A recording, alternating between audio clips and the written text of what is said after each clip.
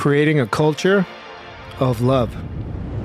But in that moment, I saw that my kid knows what lights me up. Mm-hmm. My kid knows my why. My kid's proud of the work I do in the world that's so completely separate from him. Yeah. And that's what I want for himself. That's what I want for everybody, is for them to have that feeling of satisfaction with the work they're doing or the way they're showing up. Not even the work, let's just say the way they're showing up in the world, even when no one's watching. Yeah, that's exactly what it is.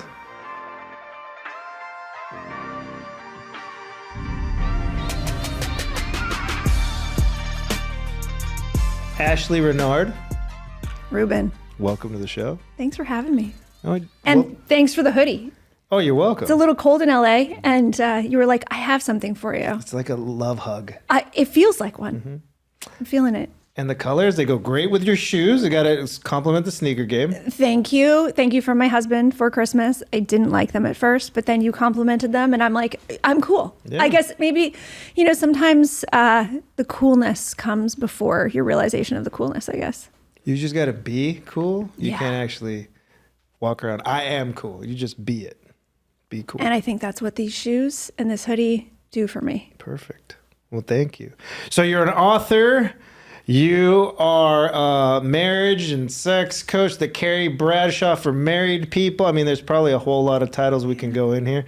But tell me about, how'd you land on this book? Where are we going? Yeah. And one theme that I kind of have for this, I was looking into you and exploring who you were. It's the grass is greener where you water it.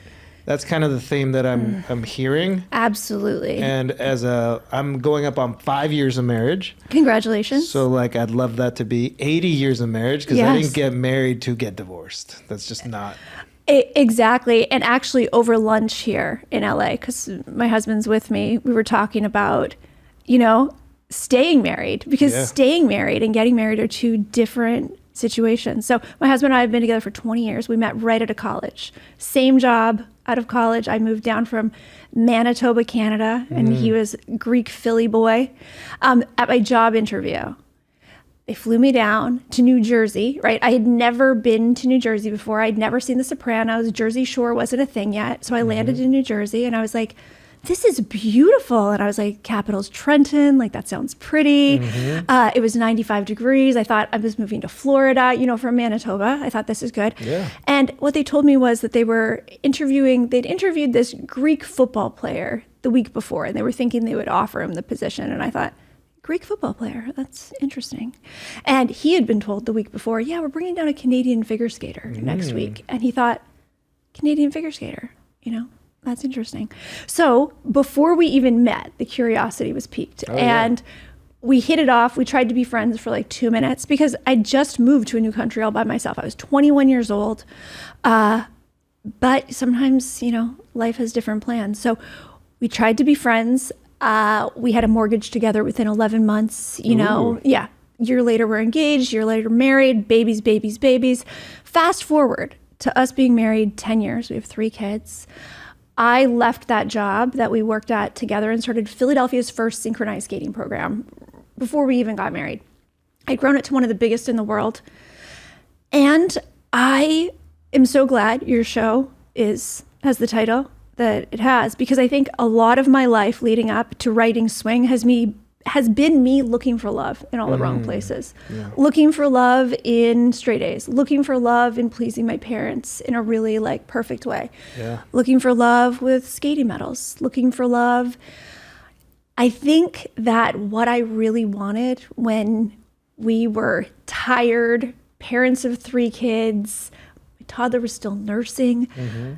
I think what I wanted was for that love, that excitement, for me to feel that in my marriage again from my husband, as far as just wanting to do exciting things together, wanting to spend time together, having fun. We weren't really looking to open up our marriage. What we were looking for is just a break from the mundane. Yeah. Like I said, we had our first mortgage, 22, 23 years old. And we just went straight through really playing grown up very effectively.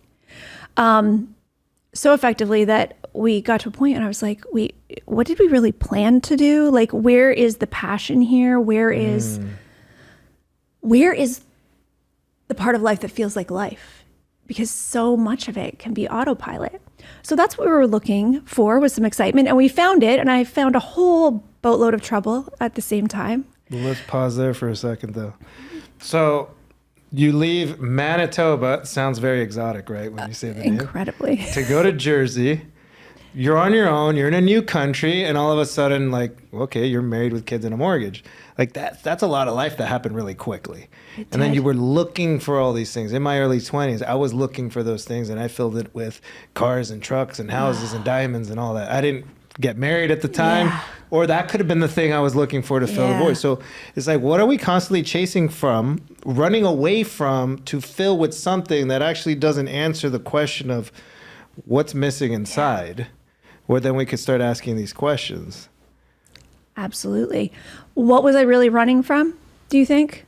Yeah. Fear that I was never going to be good enough. Yeah. So I was always running towards what I thought would make me feel certain that I was.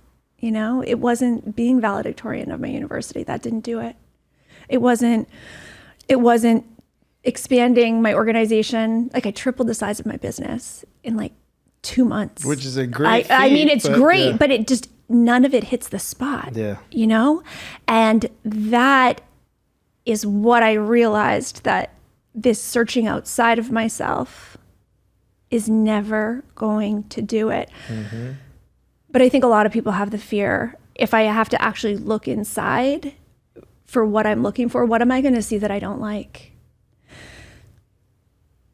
And I think it was trying to outrun that and outrun just that pausing and sitting with yourself, that I could tap into it a little bit in my choreography. I could tap into it in like a fantasy type, you know, psychodrama that I would have my athletes play out on the ice. But I think there's a point for all of us, and especially as artists, that you have to go a little bit deeper into yourself and face what you may fear. I think what I feared, Ruben, was that I would see something about myself that would make me unlovable to myself. So I always just tried to stay ahead of that with doing things that would check the boxes, doing things that, you know, on the outside really looked so good and so wholesome, and probably going to swinger sex clubs with my husband, because he was like, yes, this sounds like incredible fun. You know, we were both on board together. Was my way of kind of pushing the envelope, like testing myself. Like, what if I do something that I couldn't let anyone in the world know that I did? You know? Because everything I'd done was so public. Everything I did had an audience. And I'm just realizing that now for the first time. And then swing is like the complete idiot's guide for what not to do in the swing lifestyle. Like, if anybody wants any tips on being a swinger, like, don't read my book. Unless you're just going to go like, that's the upside down, and then just do everything, you know, completely opposite of what I did. But it was the first thing in life that I like utterly failed at. And the shame of not being able to make that lifestyle work, and at the same time realizing that there were so many things that I really craved in an intimate partnership with my husband that I didn't have. Anytime I would ask for what I wanted and not get it, I would just go out and like set another goal for myself professionally and achieve it, and then come home and feel even worse. So it was like an Uno reverse on my shame. After I lived through this story, I thought, what if I tell this story? And I thought for sure I could never tell anyone. So I started it as a screenplay. So I was like, Googled how to write a screenplay, right? Because I told my stories on the ice. And I thought, okay, writing for screen is sort of like choreography, right? It's got some similarities. It's got a formula. It's got, Right. And screenplays are only a page per minute of screenplay. Did you know that? Yep. Okay. When I read that, I was like, 90 pages. goodness, I can write 90 pages. So I got to about page 45 and then I couldn't write anymore. And my husband was on board. And every time we'd see a trailer, he'd see a movie, he'd be like, babe, finish your movie. Your movie's way funnier than this. Because of course, you know, he thought it was hilarious. He's not really the most meticulous editor, but there were so many really funny, sexy, just outrageous things that had happened to us. And I let it sit and I let it sit. And then a couple years later, I said, babe, I think I know why I couldn't finish the screenplay. I think I want to write it as a memoir. I think, because I'd started just sharing just a little bit, not about non-monogamy or our failed attempt at non-monogamy, not anything in that realm, but just like, what if I just toss out this little story about something I felt ashamed of, and then like, you know, the alchemy that can happen when you take something that you think you should really feel ashamed of and you go, wait a minute, what if I put it in this light? What if I look at it like this? What if you do this?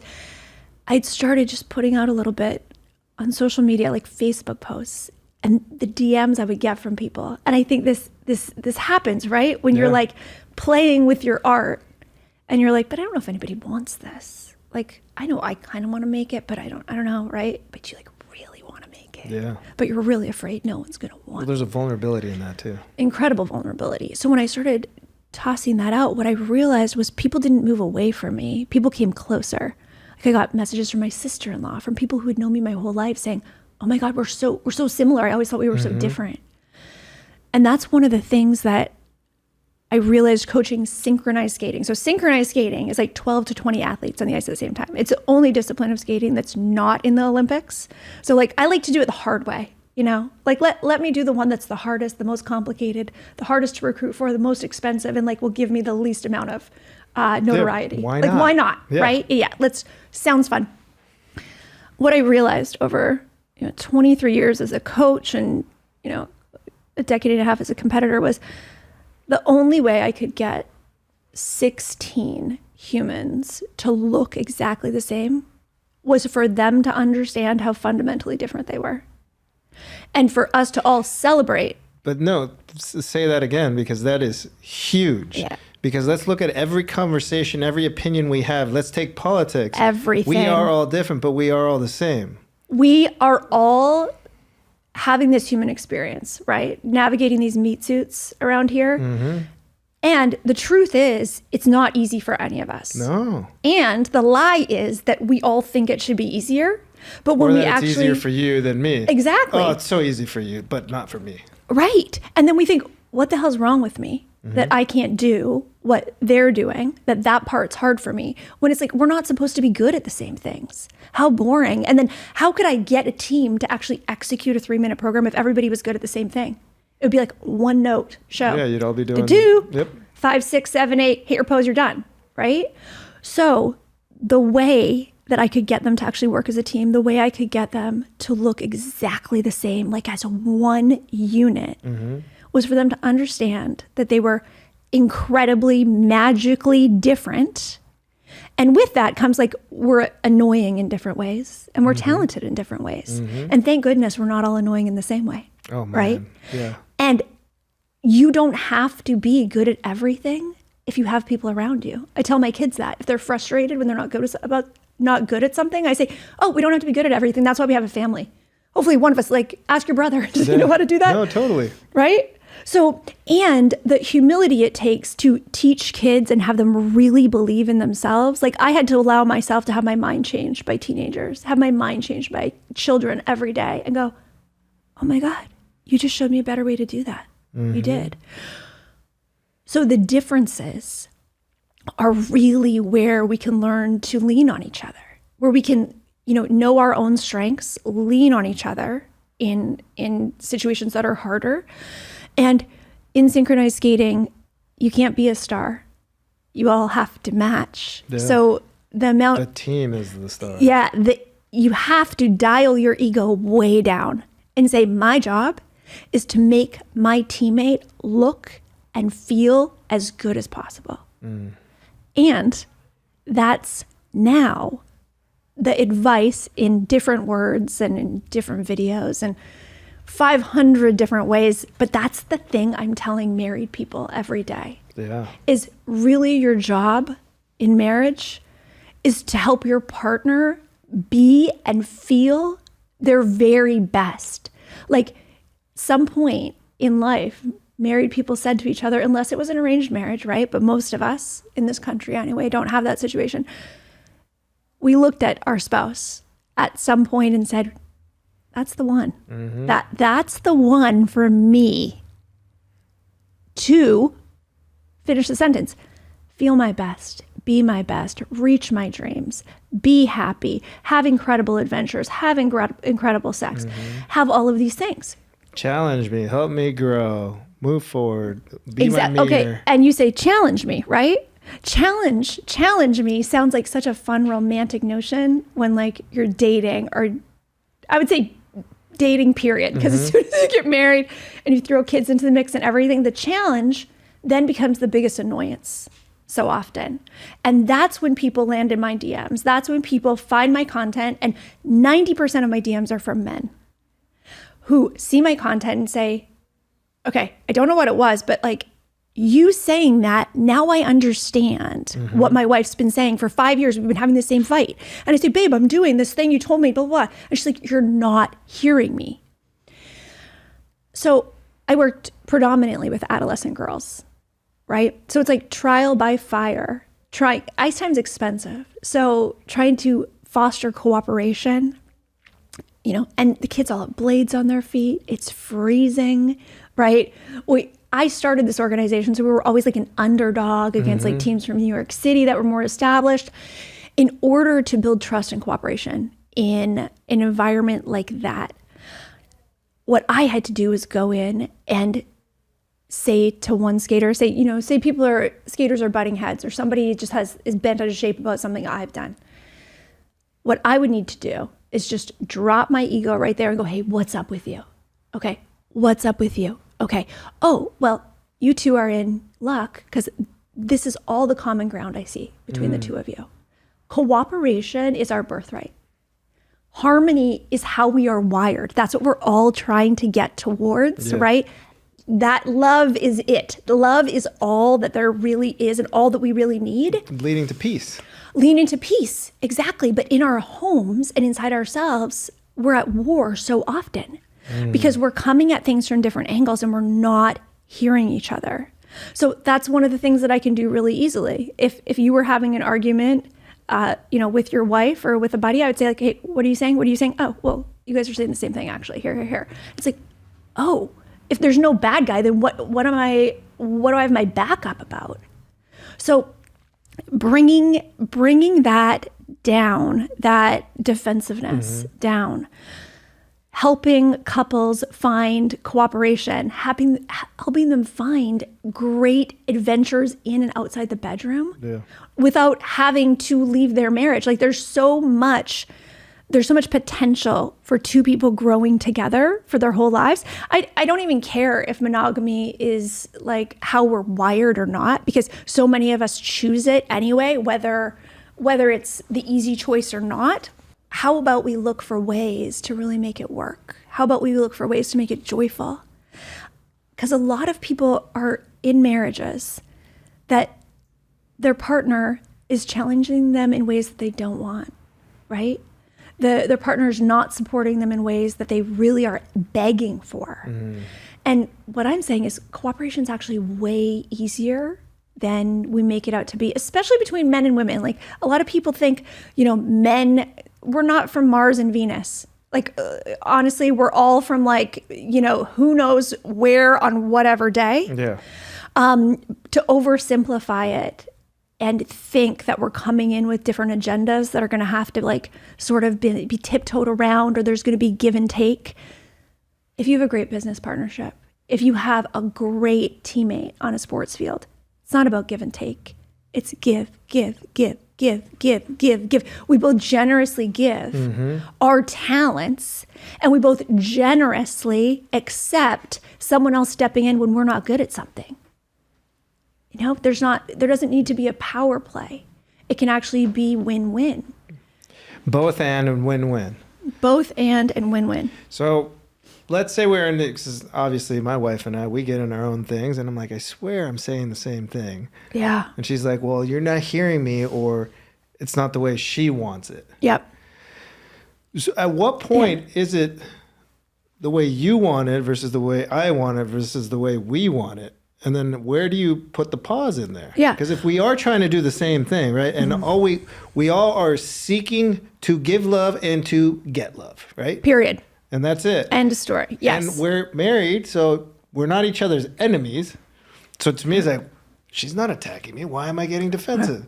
So, but like, what are obviously there's triggers from my childhood. There's triggers from my mom, my dad, whatever, and our upbringing. And I've worked through my own stuff as much as I can, and she's got her stuff. But like, what is that commonality, or how can you point it out? How can I point it out to my wife in a moment? Because we've done therapy and stuff where the therapist is like, well, you're both fragmented, like go on timeout, leave it alone, and then come back to it. But once we've settled, we don't necessarily remember to come back to it. Right. Okay. So this is an excellent question. Now, remember going back to the skating analogy, ice time is expensive. Family time and time for our children. My kids are 15, 13, and 9, all boys. Wow. Time for my children to witness excellent, or even okay, for them to witness communication between their parents, communication in an intimate partnership, communication around something that's really sticky. That's way more expensive to me. Like that's priceless. Yeah. The time is ticking. My husband's Greek, so he thinks our kids are never going to move out, or like maybe when they're 30, if they get married, they move out. Okay, I moved out when I was 17, and all of my athletes left me when they graduated high school. Yeah. So since the time, as soon as I pushed them out and I was like, hey, baby, I'm like, all right, clock's on. Yeah. So I like to handle things right in the moment. I will shout out a pause. Like, I don't want to yell into this, but like it will bellow through my whole house. And I'll be like, everyone right here, wait a minute. Like this is just not sitting right with me. Like the way I said something I said to you, or you said, wait a minute, like this isn't how we treat each other here. I pause right in the moment. Okay. If you want to get different answers, you have to ask different questions. Yeah. So to say, you want it that way, I want it this way. Now, listen, I think needs are never in opposition, Even if it's something like around your kid and you feel like you need to do things opposite, you want to do things opposite with your child, the feeling of safety or security or confidence that you're trying to get by teaching your son in a certain way, that is all valid. You need to find out from your partner, what is it that she's trying to get at? So instead of asking why, I like to ask what. What is it about doing it that way that's really important to you? What is it? What do you think that means if we have a kid who sits quietly at a restaurant? What do you think it means if, we let our kid skip brushing his teeth sometimes? What does it mean to you? And when you ask that question, you're probably going to kind of knock on a little door that your wife's never even opened. But you got the code, you're right there. You're like, hey. And she goes, oh, well, I just always thought like people who didn't have their kids sit still were irresponsible. Like they didn't care, like they weren't, you know what I mean? So you have to ask, what is it about that makes you think that that's the better choice? Because the trigger could also be, because I'm just looking at my childhood. My mom wanted the perfect kids. Yeah. So it's like, how does this look to me as a parent? Bingo. That's a big one for me too. Yeah. That's a big one. My mom was a figure skating coach. I was raised in figure skating, like 4, blonde-haired, blue-eyed. So the fear of judgment's huge for you, and certain like there's the fear of failure, fear of success, and the fear of how do I show up? What do I look like? How am I being judged? That third one's like a big one for me. So I can see how that can now. So I was paid to tell other people's kids what to do for a decade before I had my own, which is super convenient because I'm very willing, I'm very open giving my kids instruction and then seeing how they take it, seeing like, did they understand? Did they execute? Right? And the consistency for my children executing on my instructions is way, way lower than any athlete I ever had, which is fucking annoying. But I love them dearly. No, but Because of it, I love that's their challenge. that. I mean, it is, and it's mine too. Okay, but one of the things that I did was I allowed my mind to be changed by kids all the time because I wanted to find the best way. I wanted to find the quickest way to teach those kids a 3-turn, to teach those kids a twizzle as they got older. So this is one of the things that I didn't realize till I left skating and I went into writing and publishing. And I think this is something for your listeners to really hear. We don't know our superpowers. We don't. They're like right here on our face and we're like, I don't see it. Like, it's not there, right? It's not there. And people are like, don't you see it? It's amazing. It's amazing what you can do. And you're like, we're too close to it. We're often too close to see what we're good at. So creating a situation, creating a family dynamic where people are celebrated and we notice people's strengths and we say, hey, like, can you take care of that for all of us? Because you can do that better than any of us. So one of the things that I do with my kids is I will ask them what they think when I have them do chores. So I say, nothing makes me prouder than child labor. Yeah. I mean, the rush I get when like my kids were sorting laundry and putting it away, like when they were 5, like I'm telling, it's like, it's, it's so funny. I can relate because Remy's got a mini vacuum, a broom. He loves to clean and dustpan everything. Something spills. I'm like, go get the towel, but he's like, okay, because he doesn't have his work. And then he goes and bends over and wipes it. And I'm like, oh my God, this is amazing. Okay, so you could say maybe nothing makes you prouder than child labor as well. Okay, so it's something. Yeah, there's something there that it's like, what is it about it that makes me feel that way? And so I asked my 9-year-old, because he has the biggest problem with chores. Okay, the other 2 went along more easily than he did, but he will just flop into a puddle and like, why do I have to do more? Right? So I have ways around this. He takes care of stuff for the pets because he loves animals. So like cleaning up around the pet dishes and stuff like that, like there's not very much resistance there. See, that's the thing. I do not need to die on any hills with my kids. What I want to do is just be on the ground with them and look up and go, do we want to go there together? Like that's the thing. We have to loosen up. If we want to be happy, it would benefit us to loosen up. And be on the ground with them. What I hear right there is like, because I look at my son as an equal. He's 2, but he's my equal. He's also a human. Yes, I'm 40. I'm older than him. I'm a dad. Like all these things are very true, but he's my equal. So if we're on the same level, it's no longer us versus them. It's like, hey, we are living life together. We are living life together. And going back to the skating thing with the athletes, one of the things I realized after I left skating was the time it takes me from when I see something new to when I know how to teach it is 5 seconds. I would have sometimes 40, 60, 80 athletes on the ice at a time doing skills and drills. And if I would see one athlete do a twizzle or a counter in a different way, like different weight placement or different pressure on their back shoulder that made the turn just so much easier for them, I'd go pause, music would be shut off. I'd say, hey, this is what we all need to remember about counters. I'm making it up. It's coming out of my mouth, right? I'm like, I want to hear this too because I don't know what it is. Yeah.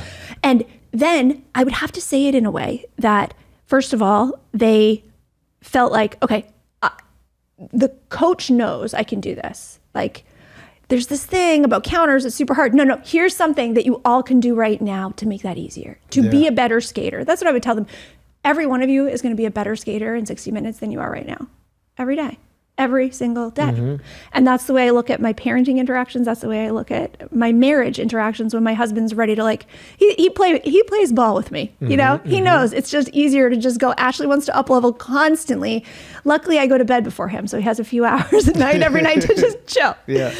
But with Nico, my 9-year-old, I said to him, how do you feel when I ask you to do chores and you do them for me? And he goes, I feel like you don't care if I'm having fun with my friends. You don't want me to FaceTime with Jaden, blah, blah, blah, blah, blah. I said, okay. I said, do you want to know how I feel when I ask you to do a chore and you do it quickly? I feel like you respect me. I feel like you value me. I feel like you appreciate the things I do for you. So you're willing to do this thing for me and for the family. And he looked at me like I had two heads, right? And he goes, no, I hate you when I have to do chores. And I was like, okay, all right. So it's not this show of love and respect that I thought it was, doing chores for my parents, right?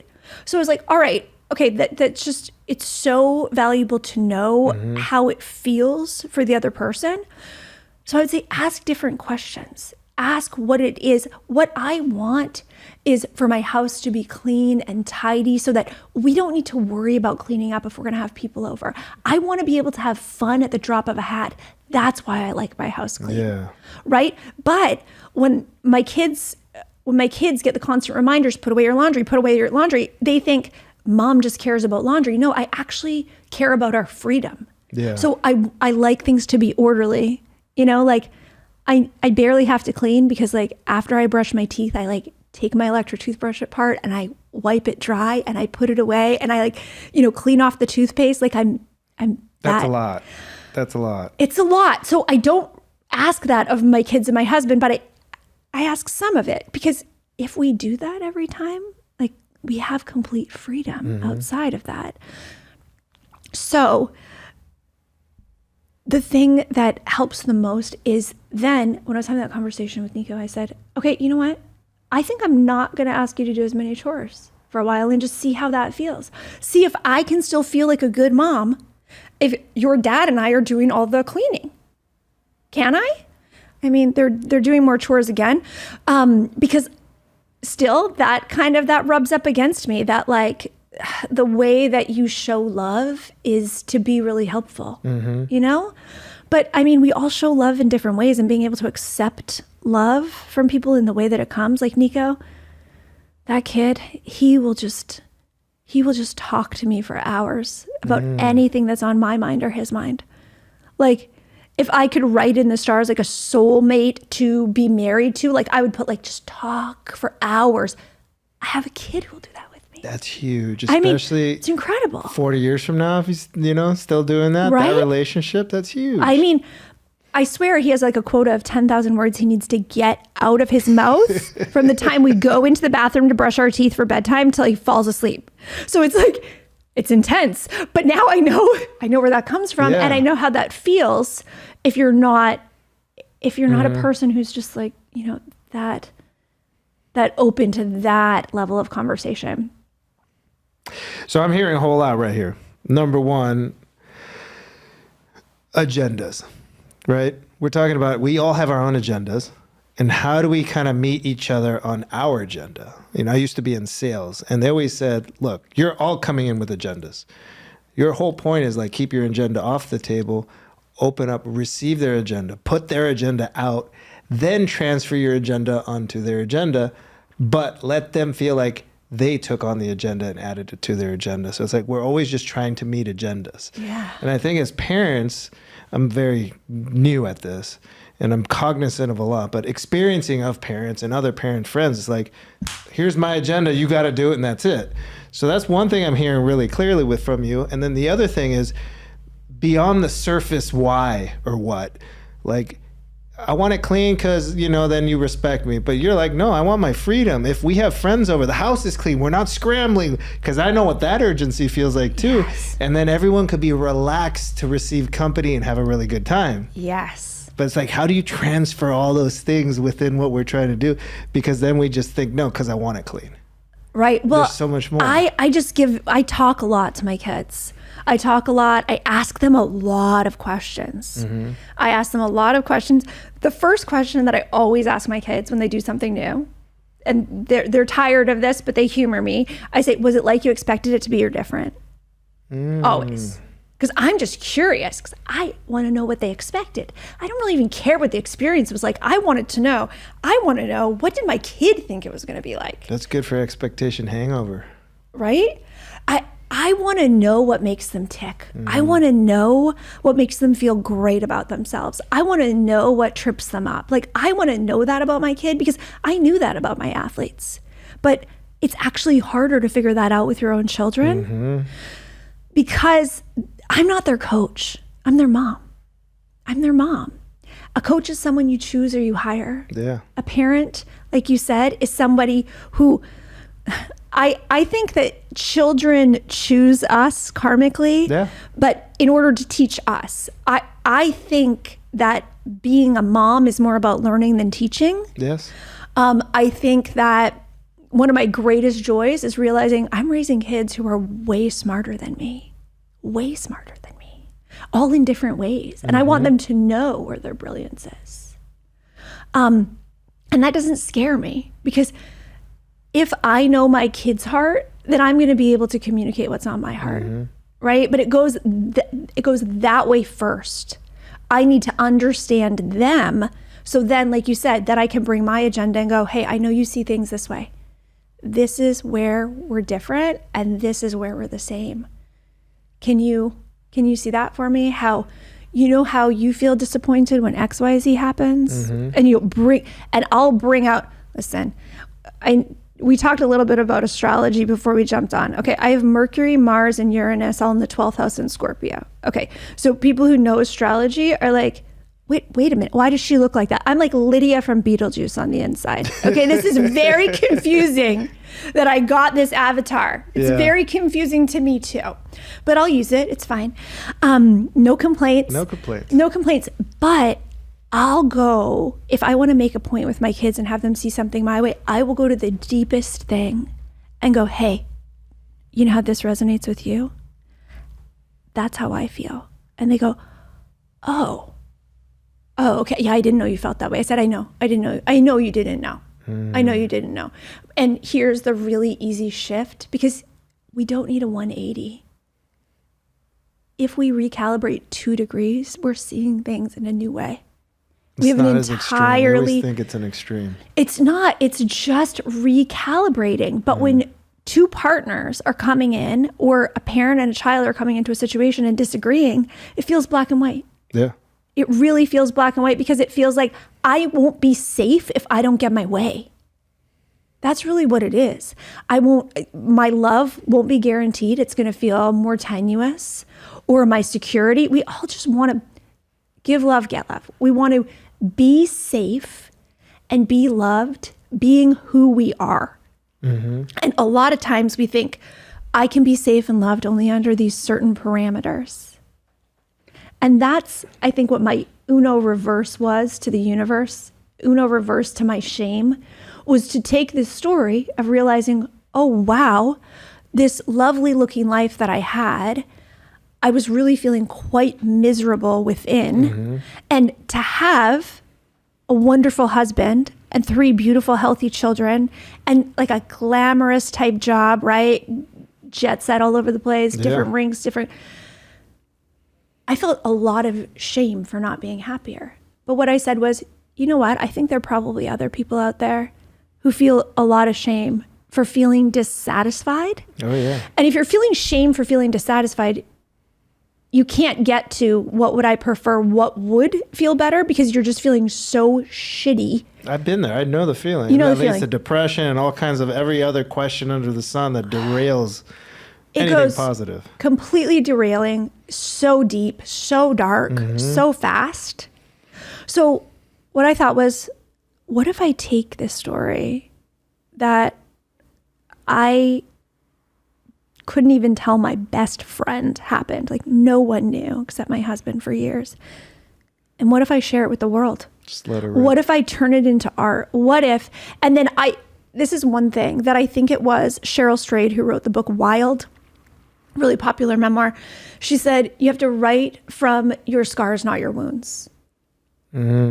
What you have to do if you're sharing a story in this way, or you don't have to, but if you want to stay upright, what I would recommend to people is that you have your healing at a certain level, that people's reactions to the art you make out of your life is not going to impact your healing from the story you're telling. So I was at a place where I was solid in my marriage. I was solid in my knowing and in my evolution as a parent, because once I shifted our marriage, our parenting changed. Like, just, it's that 2 degrees. And then like you end up in a completely different destination. Yeah. Completely different destination. And it's better and it's brighter and it's lighter and it's more fun. It's all the things that I wanted, and I was like fighting tooth and nail to try to get. You know what I mean? But when when you're going the wrong direction, it's going to be so much effort to get there. So I decided I'm going to tell this story, and I'm going to figure out how to write well enough. Like, I'd always been a reader. I had always wanted to be an author, but figure skating has a way of taking over a life like a forest fire, right? It's very physical. You like look up, you look up decades later and you're like, oh my God, there wasn't any time or resources for anything else. You're just like putting out fires. Yeah. It's weird because it's ice. I mean, I got to think about the elements of these too, right? But it's very intense. It's very intense. So I always wanted to write, and I always loved storytelling, but I said, no, I'm going to learn how to really write this well enough that this isn't just like a trauma vomit. This is a story that's funny. This is a story that keeps you turning the pages. This is a story that makes you cringe for the protagonist. That's me. Like, cringe all you want. You know, it's great when you're watching a movie and you can see the hole that the hero's going to trip in before they trip in it. Yeah. And then because you feel smart when they actually face plant. You're like, I tried to tell you, you want to yell at the screen, like, don't do it. So I wanted to have like that kind of humor in it, tell it in a playful way. What I hear more than anything when people read Swing, though, including the producers who have optioned it for film, is that it's a complete bait and switch. Like, the first scene of Swing, I'm at an invite-only sex party in New York City where we had to send in headshots and a relationship bio to get on the guest list. But the real taboo in the story is how honest I was willing to get with myself and how honest I was willing to get in the communication with my husband and even my mother-in-law, because there's a whole Greek mother-in-law story in there. Oh, man. Everyone needs a Greek mother-in-law one day a week. Like, really, they do. They're pretty fantastic, but the enormity of it all the time, especially when you're not from that culture, is like, it's a lot. There's a lot to adjust with. But I think that's why a lot of people relate to Swing, because, everyone comes with their own story, with their own paradigm, with their own agenda into marriage, into business, into relationship. And when you're doing a business project with someone, usually you can just bring your best self forward in most situations and navigate around it for the best. But when you're married, when you're doing life with someone, you're going to see the ugliest. You can't hide. You can try. I tried though, Ruben. I tried, and I can play any role. And in figure skating, it's not just that you have to be athletic. It's that you have to reach for the highest level of difficulty, because if you're not trying the hardest thing, you're not going to win, even if it's great, right? Yeah. You have to go for the highest, and you need to make it look effortless and beautiful. So what I really realized in the story in Swing is that I can play a role so well that I don't even know it's real. I don't even know what would really make me happy. I don't know if I'm settling or if I'm really satisfied. So that has been the relearning, starting first with the relationship with myself. Like, what do I really want? It went very small. I got very selfish. And I love the word selfish, actually, especially for women. I really love the word selfish because it's a word that's used against women quite often. It's used negatively. Even we talk about, like, you need to be selfish. But I want to go back one quick step. You said you got really good at, playing the role, playing the part, but how much of that were you actually lying to yourself, or what would you say you were doing to yourself to hide or create that character? Like, where was the real you inside of that? Well, the thing is, I had pushed her down so low and so deep so early that has been the journey. That has been the journey through Swing. And now it continues because, it's like a never-ending story. It's like a puzzle box that comes up with new things all the time. And now, instead of looking at any weakness I have as something that needs to be pushed down and compensated for immediately, I go, look what I found. And I'll call my kids around. I'll go, oh my God, I'm so scared of this. I realized that every time you do X, Y, Z, this is what I think in my mind. Isn't that weird? Or isn't that gross? Really bringing the thoughts that are under the surface into the light and going, if I look at this and if I say, yes, I have this thought, what does that mean about me? Really, it means nothing. It actually means nothing. It means fuck all. And having the courage to take my darkest thoughts, to have my darkest fears and go, wait, I'm going to give you some airtime. I'm going to give you center stage here in my mind or in my meditation or in my journaling. And I'm going to go, hey, tell me more. And then I realized that that scary part of me is not really as scary as I thought it was going to be. It like comes out really strong, but then it fizzles out real quick because probably it's like a 7-year-old fragment of me. Yeah, I had someone on that told me there's something called the 90-second rule. Just let it hit you, take all 90 seconds, and then it's done. Well, that is the thing that I felt as well, that when I actually let feelings come to the surface, because from the time I was like 7 years old, I was on the ice for hours a day. So for 30 years straight, I was on the ice 6 days a week. Okay.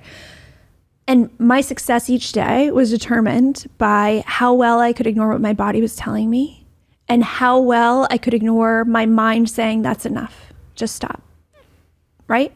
That was success every day. Me outsmarting my inner knowing.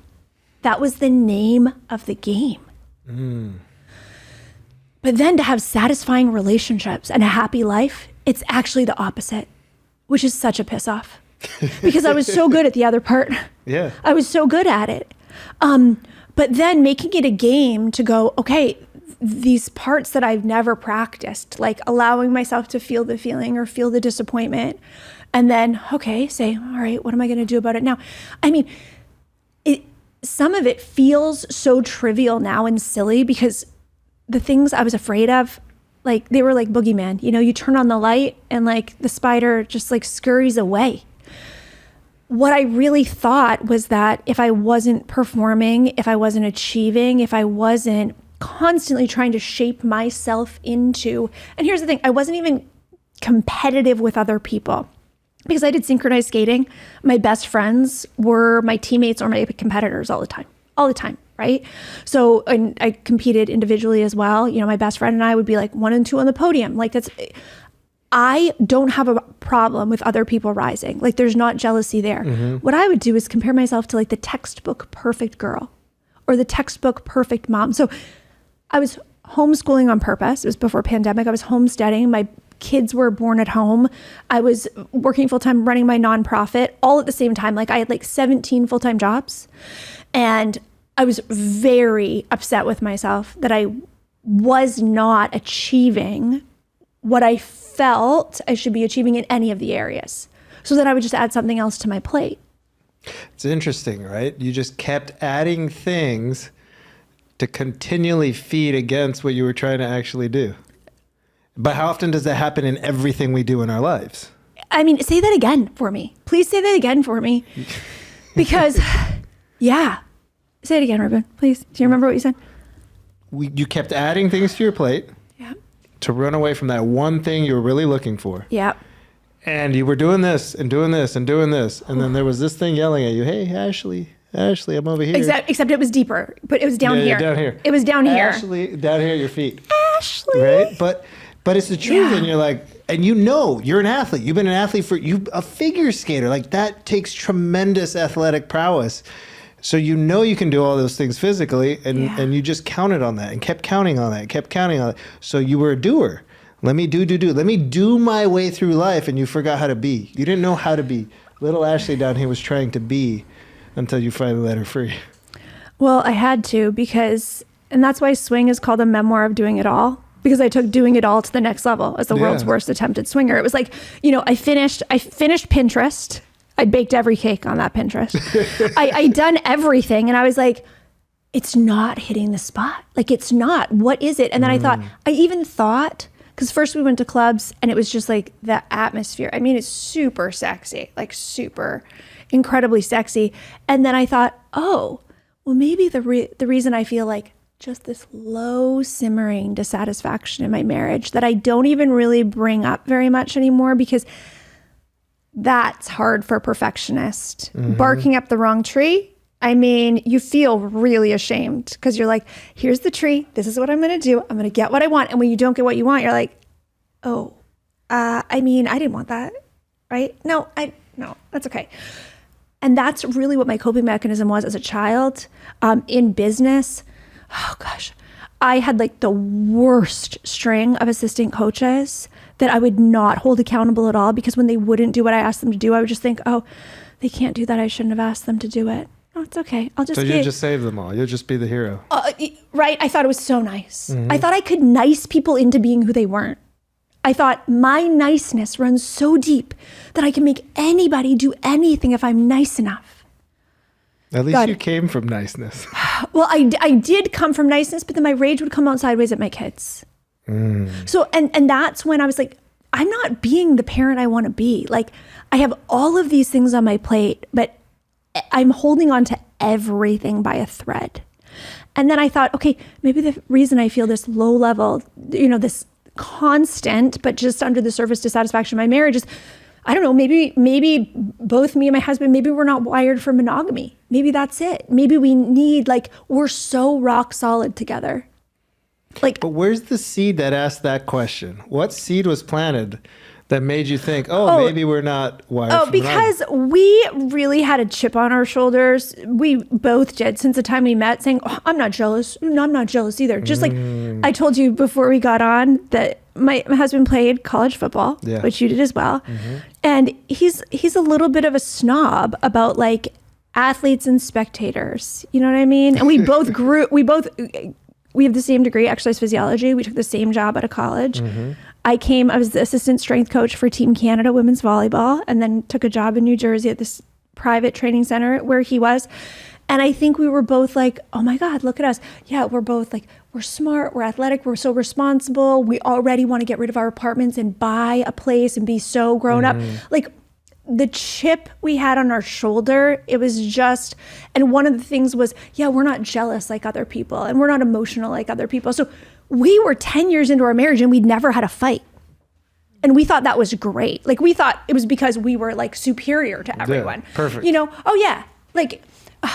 If people were as easygoing and nice as us, they would have this easy of a time. And then when you say, I'm so easygoing, I mean, some of us are easygoing, but my husband and I are not. We are just very good at avoiding conflict. Him and I, for different reasons. He grew up in a Greek Orthodox household where doing what would make his mom proud was that was it. He would say to me, if the only reason we're doing this is to make my mom happy, what's wrong with that? And I would be stuck for an answer because I was like, is he an oldest child or? He's the youngest, but he's in an interesting role in that youngest. Because I'm the oldest. I can relate to so much of what you're saying right now. The first one married. Avoiding conflict, easygoing. He's the youngest child who I think because of his personality, he's a lot like our third. So he was very close to his mom. And even though he was the first to leave, his older brother still lived at home when we met, which I was like, who lives at home? Because I'd moved out when I was 17 and in Canada, it's cheaper. No one lives at home after high school. What are you? You're a grown up now. So, we really came from different backgrounds, but we were trying to say we're the same on all of these different levels. We're the same here, we're the same here, we're the same here.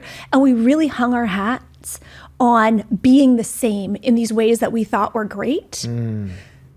We were 21 and 22 years old. Did we even know who we were? No, we did not. We really did not. You just were athletes. You're doing that as athletes. We were. And we have sex as athletes. We got married as athletes. We paid down our mortgage as athletes. We just go, execute. You know what's going to make you feel better? Executing. Yeah. Results. Right? That's what it was. Yeah. And even now, he's a stock trader now. And he'll go, babe, results. And I'll go, babe, but this is the decade of feelings, remember? Yeah. And he's like, oh yeah, okay, wait, how do I do that? Okay.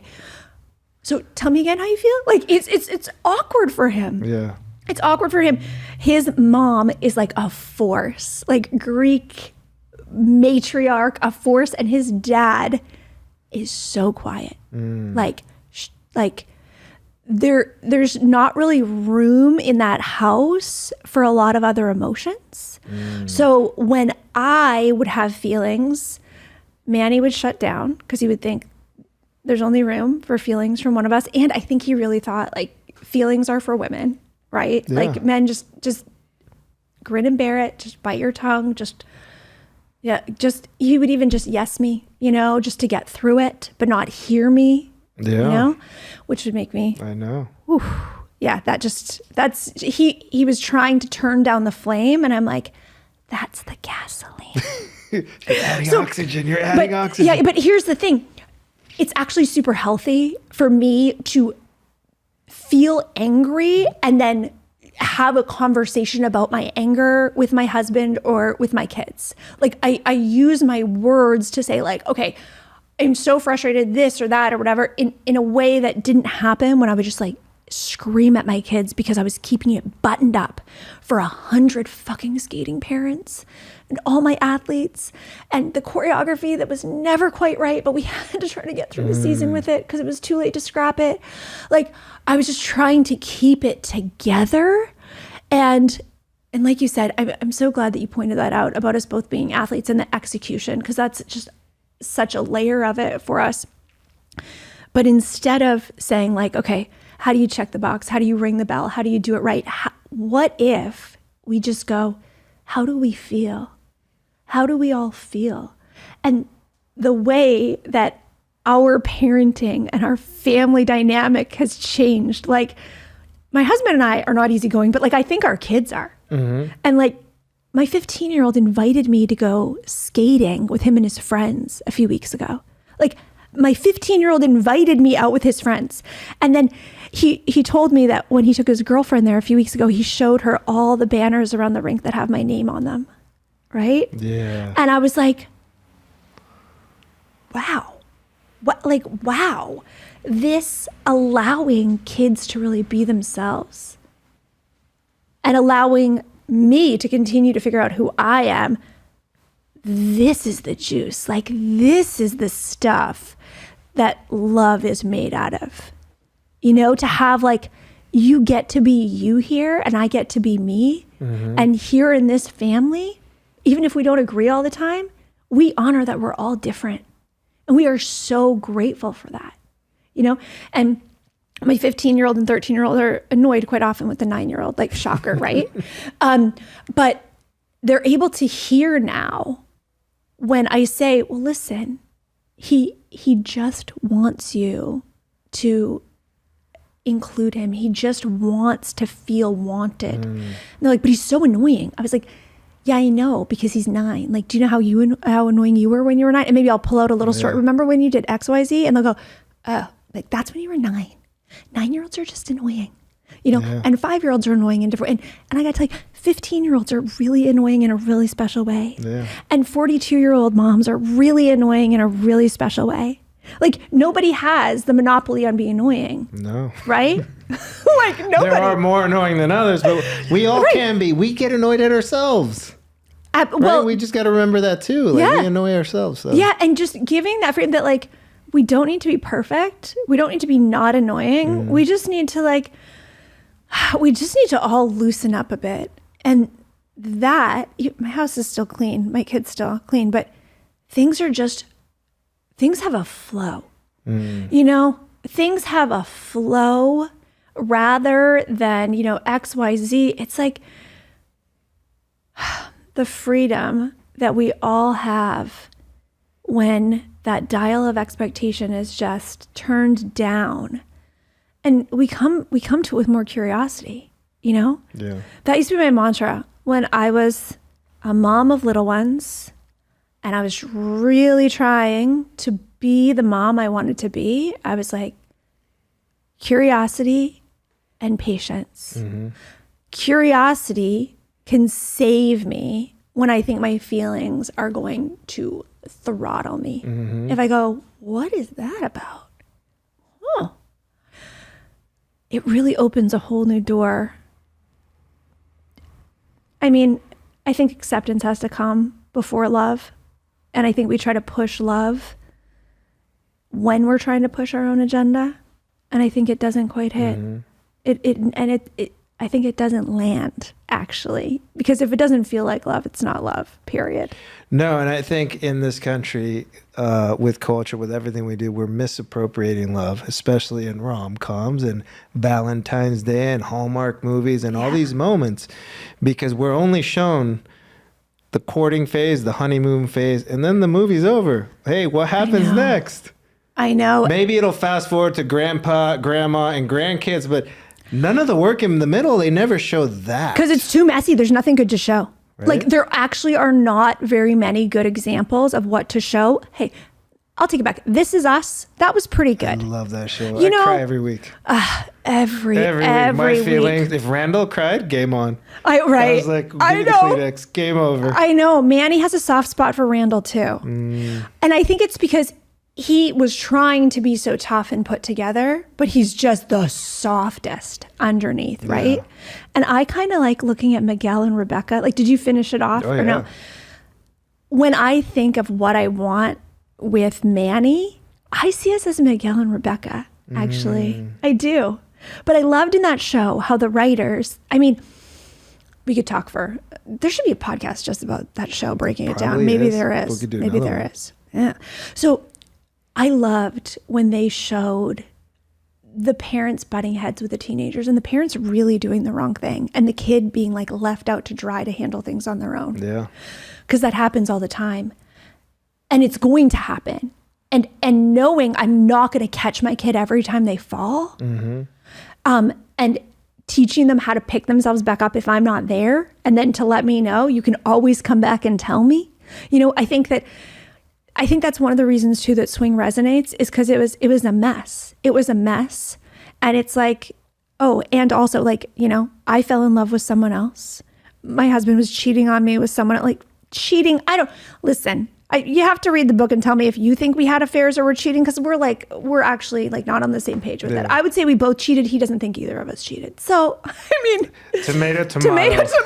Yeah. We open the doors and however you want to. And however, right. But that I think we can come back from anything as a culture, as a society, as individuals, as a couple. And to put that story on display, like, oh yeah, we like made all the big mistakes. And we are both willing to say, oh yeah, like mistakes were made. So what? What are we going to learn from them? That's the question for everything. What are we going to learn from this? We failed. What are we going to learn? We got rejected. What are we going to learn? What's next? What are we going to, if we don't learn, we're going to be right back in the same thing. So that's the question right there. And, you know, I could keep on talking with you forever and ever and ever, but we do have to wind this thing down a little bit because you've been amazing. But I do want to highlight a moment because when you were sharing that your son invited you to go skating with him and then to show the banners, there's a moment I'm like, he was proud of you. He was showing you off, and it's usually the other way around. Well, and you're going to make me cry, but that's what I felt.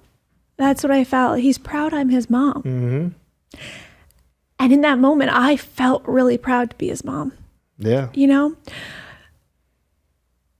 We all have different paths in life. And for a lot of us, it's not only marriage and family. Like I always wanted to be a mom. I always wanted to be married.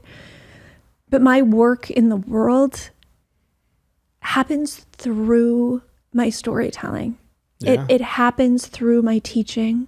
It happens through supporting people in cooperation. It happens in my profession. And I don't know what is going to fill my kids up. For my husband, he actually feels the most satisfied in like our four walls and the five of us there with our dog and our cat. Like his purpose in life is really around family. So for him, he would ask me like, but just look. Aren't you happy? I'm like, I am, but there are other things that are really, really pulling me. And I don't know what it's going to be for my kids. I don't know if it's going to be their career. I don't know if it's going to be their art. I don't know if it's going to, I don't know. Yeah. And the thing is, it's an adventure for them to figure it out and then show me and show the world what's important to them. But in that moment, I saw that my kid knows what lights me up. My kid knows my why. My kid's proud of the work I do in the world that's so completely separate from him. Yeah. And that's what I want for himself. That's what I want for everybody, is for them to have that feeling of satisfaction with the work they're doing or the way they're showing up. Not even the work, let's just say the way they're showing up in the world, even when no one's watching. Yeah, that's exactly what it is. We can leave it at that. That was perfect. One other thing, I do have a final question, but you kept leaning into messy, and life is messy. My story is messy. And the truth is, when you share your truth and you're messy, guess what people take on? Oh, I thought my life was messy. Yes. Oh, she's messy too. Oh, and she's amazing. And she shared. We could start relate with each other. Absolutely. Relating with each other, because now we're sharing our authentic truth. Absolutely. And when you make beautiful art, or when you have an archetype meat suit, the people are like, oh, life must be easy for her because of, to show, I mean, listen, I could have flown under the radar and like had the beautiful Christmas cards and that wholesome type look. I can play that role really easily, but I'm not interested in that. I'm more interested in what it means to pull together the pieces of your life, your experience, what you've learned, where you fucked up, and go, how do I create a whole human out of this for myself, right? How do I feel whole? Because it's only from there that we make our best work, that we inspire, that we really connect with other people on a level then that can help them find the wholeness in themselves. Truth. So Ashleigh, how do you define living a life through love? Giving it to yourself first every single day. Every single day. That's how I define living a life through love. And for me, my inner critic just ran the whole show for so long. And it still gets to be there because it never will go away, which is super annoying. But when it comes up, and it usually is just like it's like this squeaky sound that's like, it's like this WD-40? Yeah, it's like this like little snarky thing, and I'll go, wait a minute, and it's like I'm pulling it out of my pocket, and I go, say that to my face. What did you just say? Okay. And maybe it's like, well, no one's gonna like you, and you know what? It's usually like my inner critic speaks like a third grader. Like it's like, you're dumb, you're ugly. Yeah. No one likes you. It's like really pretty basic. And I go, okay, well, you get to sit right there. And I even like imagine it's like, it's little, like an elf on the shelf. Yeah. On my laptop. And I go, you get to sit there. Well, I'm going to write this anyway.